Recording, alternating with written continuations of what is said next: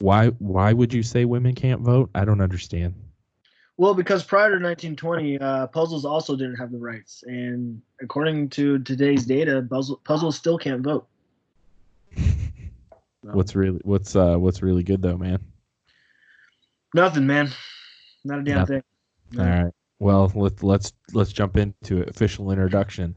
What's up, everybody? Welcome to the Writer and the Fighter. I am your co-host, David Golden from OregonSportsNews.com, joined by your other co-host, Jake, the half-black Attack Smith from Bellator MMA, American Top Team Portland, Vancouver, Washington, and Parts Unknown. What up, dude? Yeah, what's up, man? Yeah. So, we got some shit to talk about in Bro, we really have shit to talk about. the world of sports. Yeah, 100%. Yeah. First of all, how upset are you that Big Ben got left off the all-decade team? Are you mad? Are you upset? I'm not, because they picked only one AFC quarterback and one NFC quarterback, right? So Yeah. I can see why they chose Tom Brady, obviously. Yeah. AFC. I can't argue that, right? Yeah, it's a little tough. It's a little tough to argue. And who they have? Aaron Rodgers on the NFC. Like, who else? Drew Brees. Drew Brees. I mean, I think Drew Brees would have been a better choice, but his numbers are just better. I mean, Rodgers though is heralded as. Honestly, I probably would have went with Russell Wilson. Not me. I think Wilson's better than Brees and Rodgers. As I'm talking like a complete package wise, right?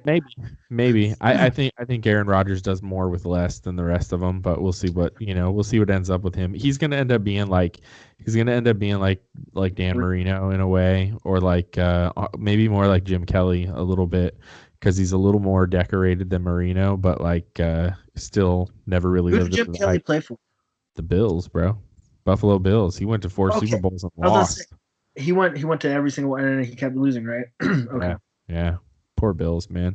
I mean, the Bills they just ran into some bad luck. It was like Cowboys were dominant, Niners were dominant. The Niners and the Bills never ended up facing each other in the Super Bowl, which is kind of weird. But still the teams that were coming out of the NFC were so good back then. And then you had the missed field goal, the whole whatever. Exactly. It was just a lot of bad luck. Then the same thing kind of happened with the Bengals. Yeah. I mean, they ran into San Francisco, and San Francisco let them know what was up. But whatever. Yeah. It's probably why I hate Chris Collinsworth so much, because he's such a Niner hater. Yeah, big time. I can't fucking stand that guy. But whatever. Anyway, football's not happening. We get it. Blah blah blah. But for the first time in a while, we got some fight news. Yeah, we do. I mean. So let me ask you. Yeah. Okay. So we're gonna talk UFC 249, right? Like that's obviously what's going on.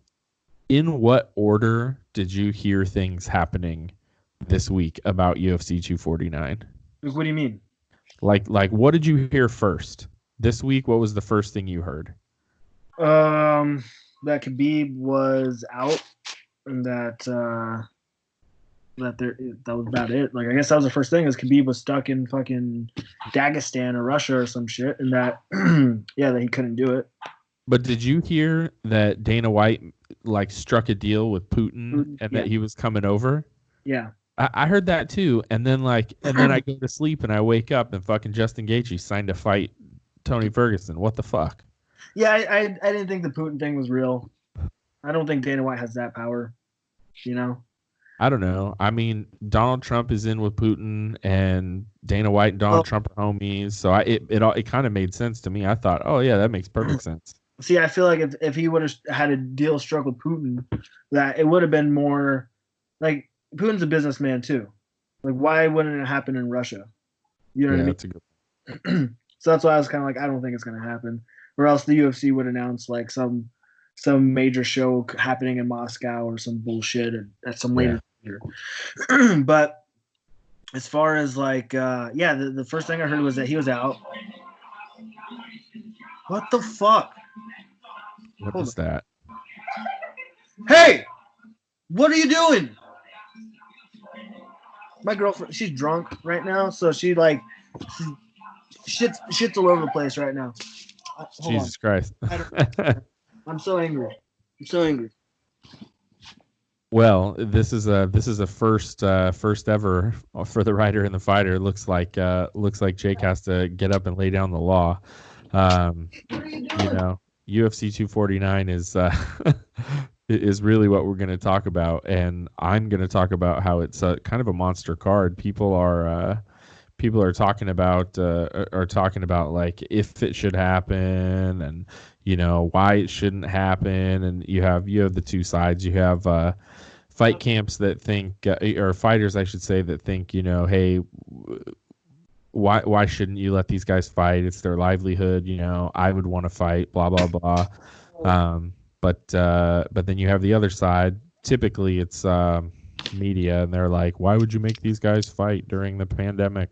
All that shit. So we'll cover all that now that Jake is back. What's up, man? You made it back. It's a shit show. I almost texted you and was like, hey, I don't know if we should do this. And that was exactly why. That was exactly why.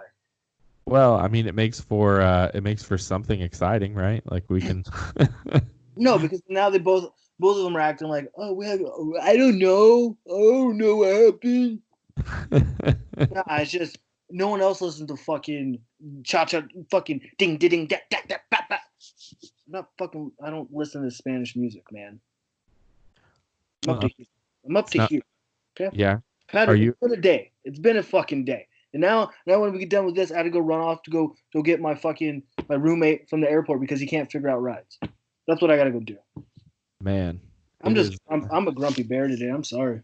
It's okay, man. You're grumpy sometimes. It's all right. Everybody gets grumpy every now and then. I'm grumpy all the time. That's not good. I'm gonna die of a heart attack. Yeah, don't die of a heart attack. That's not fun. We can, I can cheer you up. Okay, so Tony Ferguson's fighting Justin Gaethje, and that's exciting, right? Sure. I think the world is on board with that being an amazing fight. Yes. Yeah, are we on board for it being on 13 days notice? If it was anybody but Justin Gaethje, I would think something weird about it. But he's got that he's kind of got that Donald Cerrone gene, that like anybody, anywhere, anytime kind of gene. When has he taken a fight on short notice?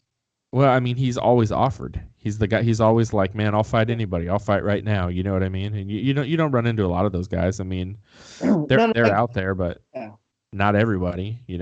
Well, what I'm saying is, you got a guy who's been training for 3 to 4 months, getting ready for a 5-round fight with Khabib, right?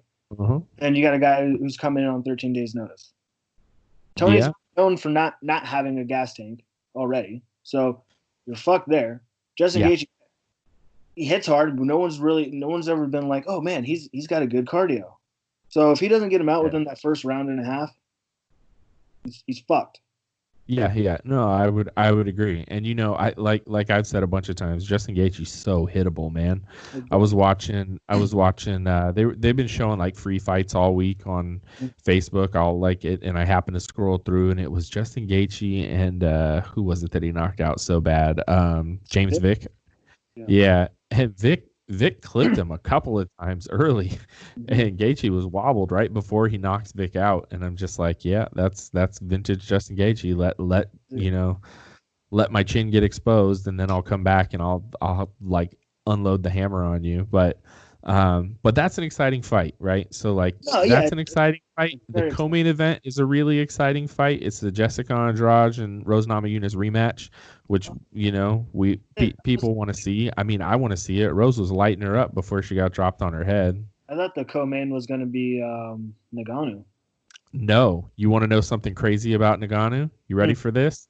Yep. Ngannou is on the prelims. Oh, really? Because this card is fucking stacked, bro.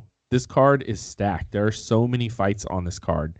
Yeah. Like there are a bunch of really, really good fights on this card. You got Michael Johnson's on the early prelims. So is what's the girl? The girl that missed weight from the Ultimate Fighter that was so promising. I can't remember how you say her first name. Her last name's Eubanks. Okay. She's on there. You got Sam Alvey coming back on this card. On the prelims, you have Uriah Hall and Jacare Souza. You got Marlon Vera. You got Cheeto Vera versus Ray Borg on the prelims. You got Lyman Good on the card. Oh no, that fight's canceled. I take it back. But you have Francis Ngannou and Rosenstruck, the other big. Where he's from the same place as Kamaru Usman. Where are they from? He's from Nigeria. Maybe. I can't remember. But nevertheless, 10-0, and he's going up against Francis Ngannou. Yeah. And I thought Rosenstruck was I think it was a Dutch dude. No, he's from. God damn it, where is he from? I want to tell you, I can't remember. But when they showed him when he went home after the Alistair Overeem fight, and just herds of people are there getting all excited for him. He's the biggest star that they could think of. But nevertheless, you got that dude on there fighting Francis Ngannou. That's an exciting fight. Then you have Tony Ferguson, you have Rose Namajunas, Jessica Andrade, you have Greg Hardy for some reason on the main card. I mean, God, can you shove him down our throat more? But then you have Vincente Luque and Nico Price. That's a hell of a fight. And then you got Jeremy Stevens and Calvin Kattar going at it. That's a hell of a scrap too. I'm excited for this card actually. If I was still into buying pay-per-views, I would buy the shit out of this one. Yeah. Yeah. Oh, that's cool, man. I'm gonna be honest. None of those really did anything for me.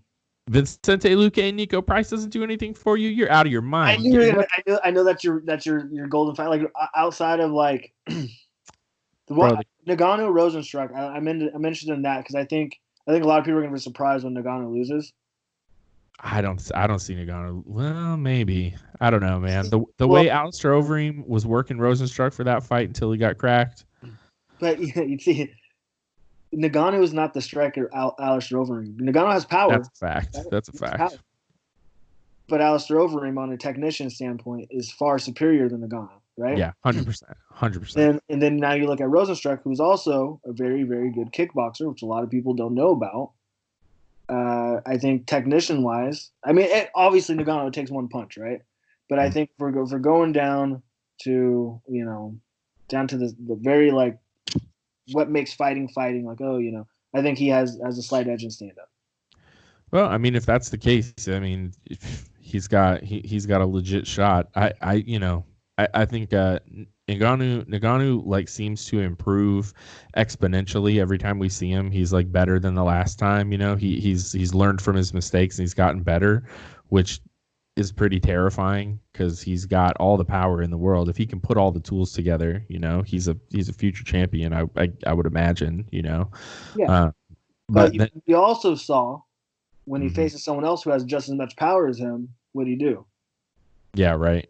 Well, we saw that one time, but he went clean at it with Alistair when he knocked Alistair out. That was. When's the last time Overeem really one shot at someone? Yeah, I guess that's true. That's what I mean. You're making valid points, Jake. You make a good argument. We'll see what happens. It's still an exciting fight. It's a fight that can happen. I think Ngannou obviously is the favorite, but if I was a betting man, I'd put money on Rosenstruck. Yeah, just because I know a lot of people won't. Yeah, no. He's a live dog for sure. This Calvin Kattar and Jeremy Stevens fight's really exciting. Calvin Kattar's 20-4, and the UFC thinks pretty highly of him. I think he's not quite as good as they expected him to be by now, but it'll be a real test fighting Jeremy Stevens, and Jeremy Stevens always brings it. So it's going to be exciting. Both those guys look for finishes. He's the one that looks like Calvin Gastelum. No, he's not. He's God. I always get him and the Kattar guys mixed up. Mm-hmm. I don't know why. Well, Vincente Luque kind of looks like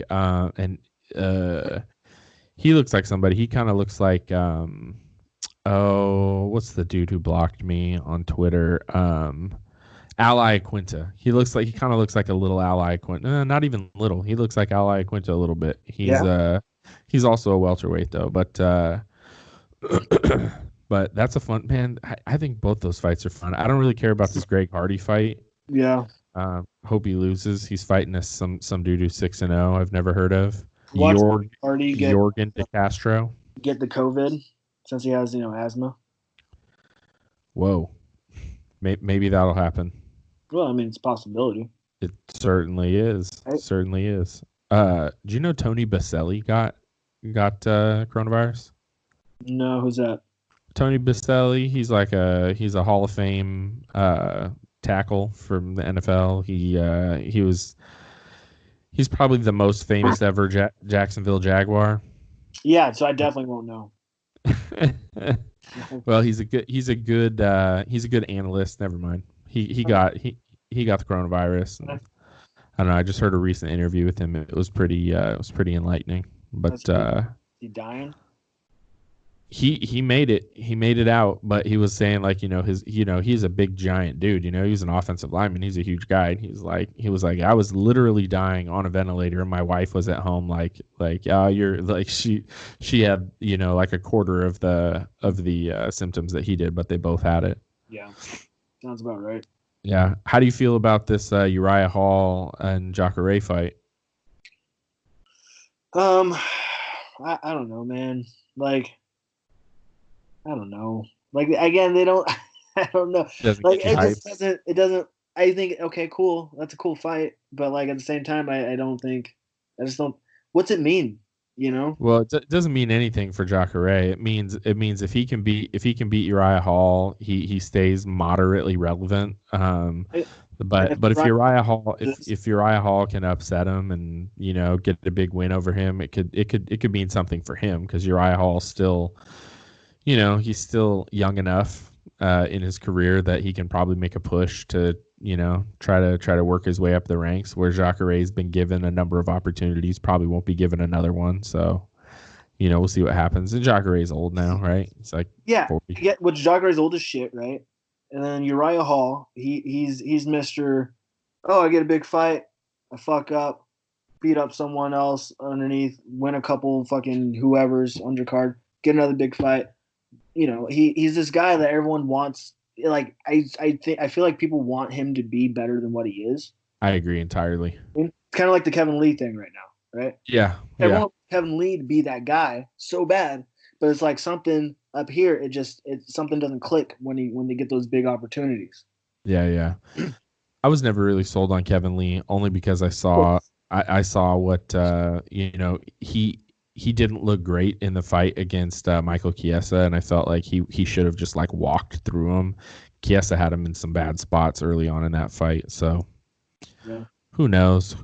I agree with you about Uriah Hall. He's the fighter that everybody wants him to be better than he is for sure. Yeah. I think part of that is coming off the Ultimate Fighter. Dana White kind of put that stamp on him, this guy's going to be incredible, and look what he was doing.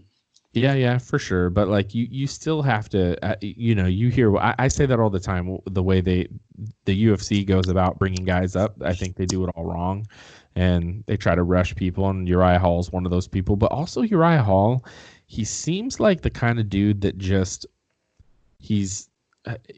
It seems like part of it is maybe just mental with him because he like You've seen him go from like one camp to another, and you think, oh, maybe this will be what he needs, and then he goes back to his old camp, and I don't know. I never got the sense that he was the type of guy that was gonna get into a training camp, dominate, and then grow more. Like it felt like he plateaued so early at different places, and I wonder if that's why he kind of bounced around because he felt like he wasn't excelling further than he had gotten.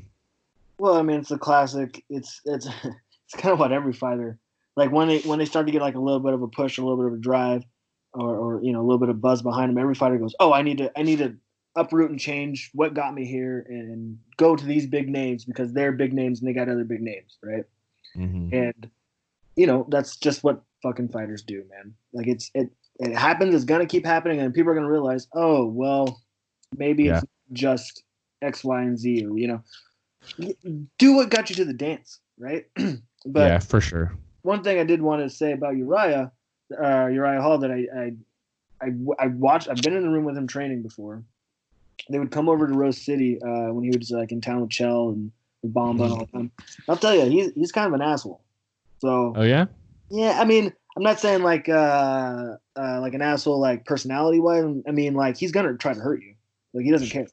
Ah. You know what I'm saying? And he was sparring with Dario And so Dario was like, oh, well, this motherfucker's just trying to knock me out. So all Dario did was just push him against the cage and hold him there because Dario's a really good wrestler. And he just held him there. And Yeah. fucking I was getting pissed and just trying to do every like spinning back kick, spinning fucking, kick to the head, to the body and shit, just trying to do whatever he could just to knock him out. Yeah, he's a spinning shit guy. He loves throwing spinning shit. That's cool and stuff, but if you're not going to control it, fuck you, Yeah, for sure. You know what I don't like about Uriah Hall is that he gets too much credit for that win he got over Gegard Mousasi. Bro, you on every other planet, on every other day, you lose that fight. You know what I mean? Like, right? yeah, but I'm just saying, like, I feel like he got so much credit for that fucking win. You know who else got a lot of credit for a win over somebody that was beating their ass was and I think it's one of the things that catapulted them forward was Travis Brown when he like at the end of the Overeem fight he gets that win and Overeem just demolished him for the majority of that fight. It wasn't even competitive. Yeah. And then boom, that's what gets you your push. It was like, man, what a series of unfortunate events. Yeah, I mean, yeah. It's kind of like the whole Brock Lesnar Shane Carwin argument, right? Like, yeah, that fight could have been like someone else would have stopped that fight probably, right? For sure. Like, I was screaming from my couch, "Stop the fight!" I was like, "Stop the fight! Stop the fight! It's over!" So, I mean, you capitalize on whatever it is, and that's what's great about fighting. Anything can happen at any moment. But yeah. I think even he kind of knows, like, well, I think I got lucky. Yeah, dude, the kids across the street from my house. There's this like group of like weird nerdy kids across the street, and they're all like, there's like 6 of them outside right now. They're all just like hanging out outside in their front yard. There's so many of them. I just want to be like, get the fuck back in your house. You're not social distancing at all. Well, I mean, they all live together, right? So it doesn't really matter. But like, man, I just weirds me out. And yeah. I'll call the cops. No, I can't call the cops. They're not doing anything wrong, but they're out there. One of them's out there throwing axes at a target he put in his front yard, and the other like 5 are just standing around chain smoking. Cool. Yeah, right. Heat. Yeah, feels like just like a frat house moved in next door. I don't get it. It's weird. Weirding me out. I just keep looking over there. They're like staring back at me like, what the fuck are you looking at, man? I'm just in here working. Leave me alone. I don't bother you. I don't come over there asking for cups of sugar. They come over and ask to borrow my lawnmower all the time. Do they really? Yeah. But the kid will mow my lawn if he uses the lawnmower. So that's pretty sweet. Fair deal, right? Yeah. Can't beat that. Free lawn care. Hell yeah. Yeah. It's about that. Yeah, it's not bad. It's not bad. But they are weird. Well, to each their own, right? Yeah, for sure. So keeping on the whole UFC 249 thing. So I guess is it happening? Is it happening on an island or is it happening at Tachi Place? Okay, so nobody knows where it's happening yet, right? Like it hasn't been full on fully disclosed. You said it's happening at Tachi Palace. Is that what you're saying? I just read that before me and you started talking. See, I hadn't seen that one, so that's unfolding now. I'm guessing announced by Fansided or something. Okay.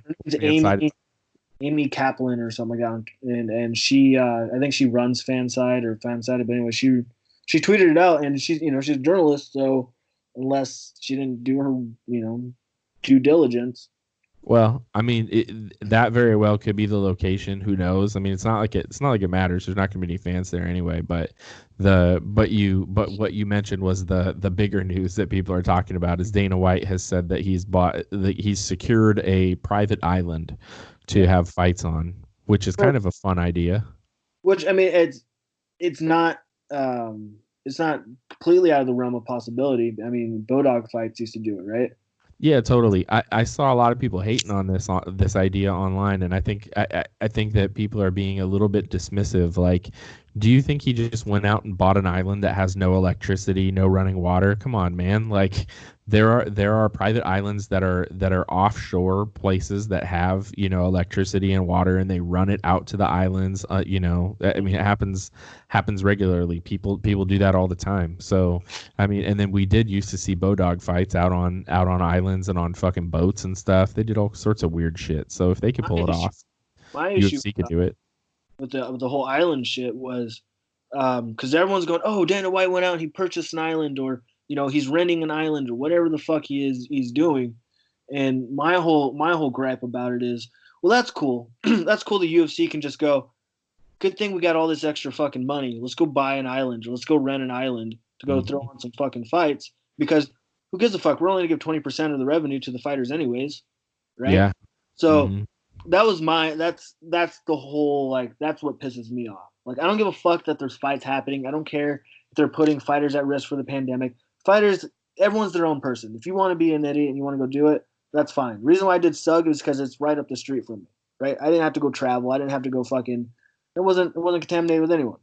Yeah. But that's the whole thing. But it just, to me, it's just a glaring hole into how the UFC just manipulates the money, and everyone's just so ignorant to it, and no one wants to admit, like, the UFC is fucking a lot of fighters. Yeah, for sure. I think people have tried to fight that fight, but it's like we always talk about. There's more. That's it. Yeah, for sure. But there's more people out there who are like looking for their break, and they're not willing to stand up for the greater good. We And are idiots. That's all there is to it. it's tough, man. I while you went away to get things straightened out at your at your house there, I was saying that the the interesting thing about UFC 249, or one of the interesting things about UFC 249, is that you have the two sides, right? You have the side where some fighters will tell you, typically it's fighters will tell you, oh yeah, you need to let these guys get paid. They need to make a living. They need to do what's right for them and their families, blah, blah, blah. And then you have most of the time it's the media who's like, how dare you make these fighters go out and, risk their lives, and, on and on. You had so many people in the media calling for the UFC to just cancel events and blah, blah, blah. And, Dana White is trying his absolute hardest not to do that. And I think part of it is, probably directly at those people who tell him he shouldn't do it. Because if you tell Dana White no, he's going to do it. But you know, I think it's interesting. You're gonna have some fighters who are gonna absolutely say no, I would never travel to a fight right now. And then you're gonna have the rest of these guys who have all agreed to it. And I don't know if the UFC said, hey man, we're gonna give you all an extra 10 grand or something, but that sounds like that's not a lot of money for the guys at the top of the card, or or maybe for Francis Ngannou, but it's certainly a lot of money to a guy like Cheeto Vera or Ray Borg, who has all these we've seen this issues with his son and hospital bills and so on. So 10 grand makes a big difference for a guy like that. So maybe that's something that they're doing to sweeten the pot. Well, but then, okay, yeah, which I totally get. And people are like, well, you got to let these fighters fight because they need to get paid and this and that. Mm-hmm. My whole, like, to shut down that whole argument is, one, imagine if we just, I don't know, paid the fighters what we're supposed to pay them, right? Mm-hmm. There we wouldn't be in this situation where we got to let them fight, because no one's talking about the NBA, no one's talking about the NFL, no one's talking about the MLB. You know what I mean? Like, no one's like, yeah, it sucks. We don't have sports. I'm bored. So what? But Yeah. like, this is the one time fighters honestly have kind of the fucking upper hand right now. But we're surrounded by a bunch of fucking egotistic maniacs where they're like, no, I'm the toughest. I'll fucking fight anyone, anywhere, anytime. I don't care. But no one thinks about the fucking bigger picture. We got too many idiots, too many Donald Cerrone idiots trying to fucking be that guy for a company that's going to eventually turn its back on you and say, fuck you. Yeah, like, right. Everyone that they supposedly had as a company deal, besides Forrest, because Forrest actually fucking provided something for them. They're like, oh, we can actually use you around. Where the fuck is everyone? Where's Chuck Liddell? right? He's supposed to be a company man for life. Nothing, right? Yep. A Penn was, well, he fucked that up himself. But BJ, Matt Hughes, goes down the list, man. Being a company man necessarily does not fucking always work out. Yeah, that's true. And it's it's a double-edged sword though, right? Because these guys are, I mean, these guys are doing everything they can to make as much money as they can while they're there, but then I think there's one guy who kind of did it right and ended up, it worked out perfectly for him, and that's Eddie Alvarez. But it was kind of the perfect storm, and he still kind of got screwed out of a good chunk of his career, trying to fight that fight. And ironically, the people who were trying to pay him were the UFC, but he fell into that weird lawsuit with Bellator and whatever. But you could argue that he's had the most success out of all of this, because he made all that money in Dream, he made all that money in Bellator, then he signed the big deal with the UFC. He finally got to live out that contract. He wins the UFC title, and now he's getting paid big money to go fight for one. And he's man, Eddie Alvarez stays paid up. He did it probably better than anybody, and he was one of those guys that was like, no, I'm gonna do what I want to do. Yeah, I get what you're saying. If everybody stuck to their guns the way he did, I'm just saying, like, to play into your argument. This situation was weird because, like, it wasn't that, like, Bellator wasn't going to pay him. Like, Bellator matched the UFC's offer or whatever. But his argument was that the pay-per-view buys, because Bellator doesn't do pay-per-view buys, so he can technically make more money, revenue, whatever, the UFC, because of pay-per-view buys. So I mean, that's a whole logistics thing. But yeah, man, I mean, I'm not gonna sit up here and be like, oh no, Bellator is doing the same thing the UFC is doing, right? They're not giving us, like, they're paying good, sure, Yeah, the revenue split is way better for sure than the UFC. But it's still in the same ballpark as the UFC. You know what I mean? Yeah, but Scott Coker's notorious for giving up more of the revenue to his fighters. No, yes, but do you understand yeah. what I'm saying? Yeah. Because I mean, obviously, Bellator's not getting as many, views or whatever as the Correct. UFC. But when you look at it, like, okay, UFC fighter, is making fucking whatever, $10,000 their first fight, right? 10 and 10.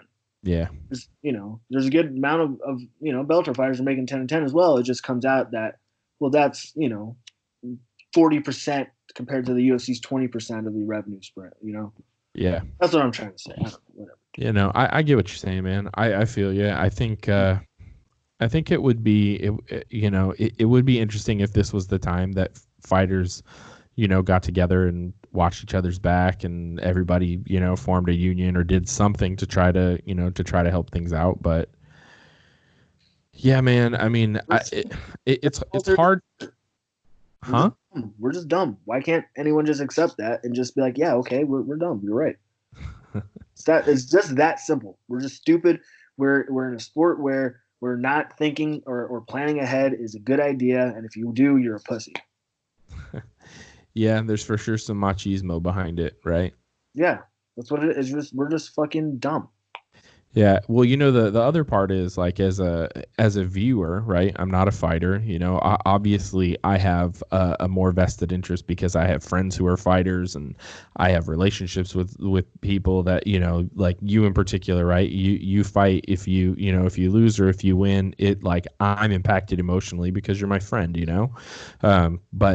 But on the other hand, I'm still a guy who's just trying to watch some fights a lot of the time, and so I'm kind of left to be like, do I boycott this? No. Or no? And of course I'm not going to. And, like, today was the first time I, like, looked down the whole UFC 249, and I got really excited. It was the first time in a while that I saw a card that I was like, geez, I want to watch a whole bunch of these fights. Like, I'm ready for this. I was pretty hyped on it. And so, even though it's like it's shrouded in this like weird like bad juju because of the coronavirus, and should these guys fight each other, should they not, should this event be held, I'm not going to lie to anybody or to myself and say that I don't want to see it, because I do want to see it. I want to see the Francis Ngannou fight, and I just realized why it's a prelim. It's because it's going to be on ESPN too, so ESPN's going to get some views off of that for sure.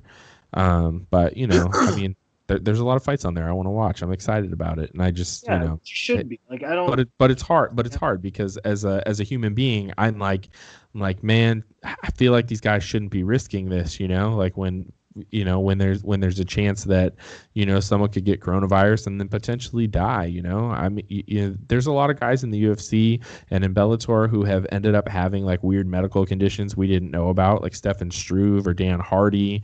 Like what if they get coronavirus and then they die and they didn't know they had this weird condition?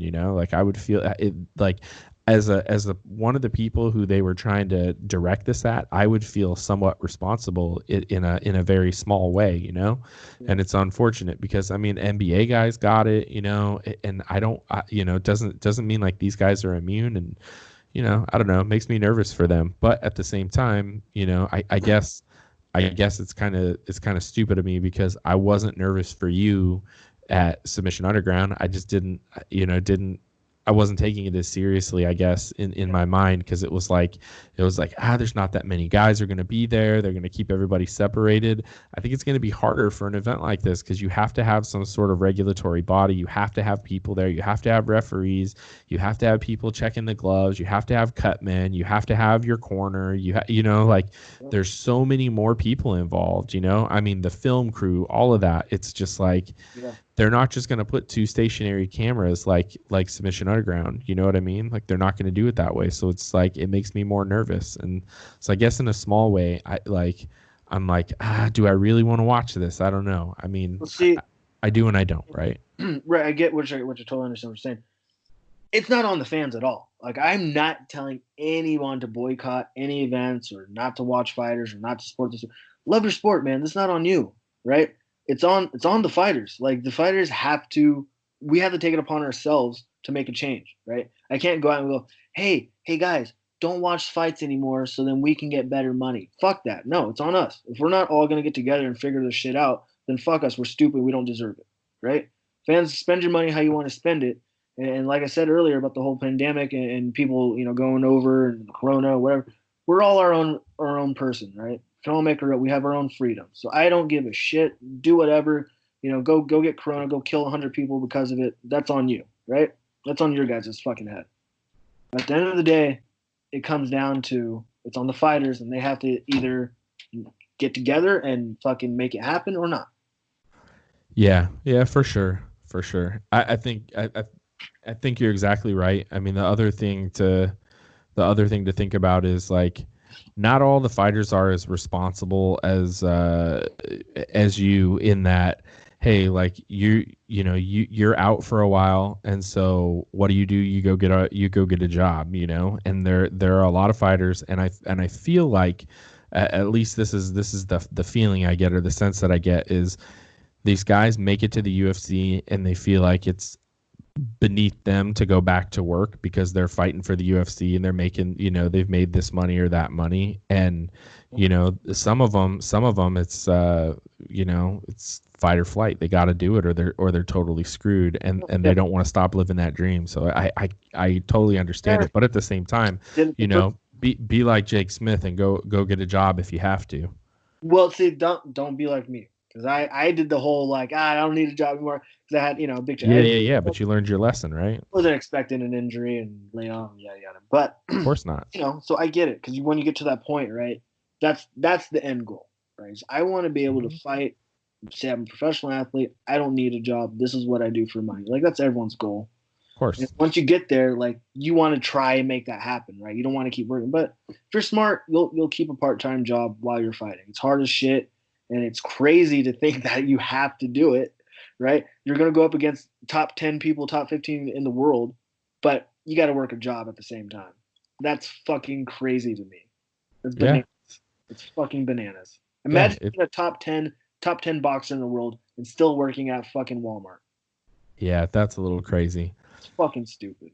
Yeah, it's a little wild, man. I mean, it's a little wild, but you know it's the lottery in a way, right? Like if you can make it, yep, you can make it. You can make it. You sell the right fight. You sell the right fight. You know, I mean, look at Chael. You know, he was killing it and still not getting the opportunities that he felt he deserved, and he decided to flip the switch, and boy, man, his career changed like crazy. I watched the fight today. He was fighting. It was one of the Island Bodog fights, and he submitted some guy. He was 18-8 before that fight, and he wasn't in the UFC yet. 18-8. That's how many fights is that? Was 18 plus 8? I don't know. You're looking at 26. 26 fights. That was his 27th fight he was having. I only had 10 professional fights, right? Like that's fucking like you had to have 27 fights before you even get a call from the UFC. It's madness. Yeah, it was a different world. But still, that's a lot of fights, man. Yeah, for sure. Well, I mean, go back and look at season 1 of The Ultimate Fighter. A lot of those guys had a shitload of fights, and they just didn't have the ability to bring in all the guys at that time. You just couldn't bring everyone in. It wasn't feasible. It's just madness to me.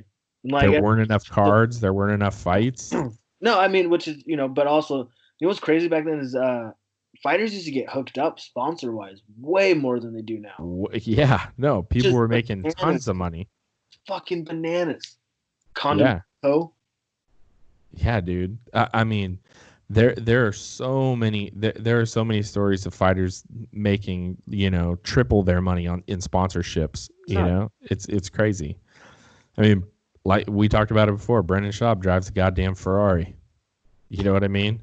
That wasn't from his UFC money. Yeah. That's from his sponsorship money. He talks about it pretty openly. He made a lot of money in sponsorships. Yeah, because he wasn't getting that second half of the check very often. old Joe Rogan, though. Thanks, bud. Thanks for bringing this fucking beaver-tooth asshole to the world. I'm just bitter. I'm sorry, guys. I'm just in a bad mood. That's okay. I like it when you're in a bad mood. It brings out the best in you at times. Oh yeah. Whether you realize it or not. Yeah, I think so. It gets you off the food talk and onto the I haven't ate yet. No. No, I'm gonna this month I'm gonna give the OMAD thing a try. Just 1 meal a day. Just 'cause, and I'm getting fat. So. Yeah, well, I'm already fat, so. Their diet? No, I'm doing all right. Me, you, and Jordan. I did do the oatmeal like you suggested in the morning. I'm doing the oatmeal in the morning.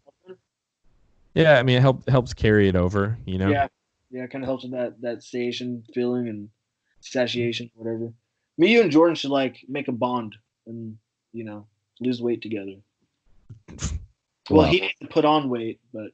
If I could make a bond where I just stick a hose in me and give it to him, that would be cool. That'd be dope. Right? Just there you go. Double hose. Yeah, man. It's so easy for me to lose weight or to gain weight that it's nothing I can do, man. I don't know. I mean, there is diet and exercise, right? But who are we kidding here? Who wants to do that? Yeah, I don't know. I started jumping rope. It's horrible. Dude, it burns your calves so bad. Oh, dude, my legs were killing me last night. But, what are you going to do? Yeah, at least you're doing something, man. That's good shit. Yeah, hey, gotta try. Yeah, I got to get going, big guy. All right, man. Well, if you want to listen to more of Jake and I, you can download all our past episodes. There's plenty of them. Rider and the Fighter, check it out. If you're watching this on YouTube, we're on all the podcast networks. You can find us there, iTunes, Google Play, Spotify, all that shit. We're on all those things. And so go give us a listen, and you can follow Jake on all social media. He is at UberSmitty. You can follow me on Twitter at David Golden MMA, and we'll talk to y'all next time. Yeah, dude. Cool. All right, thanks, man. Yeah, dude. All right.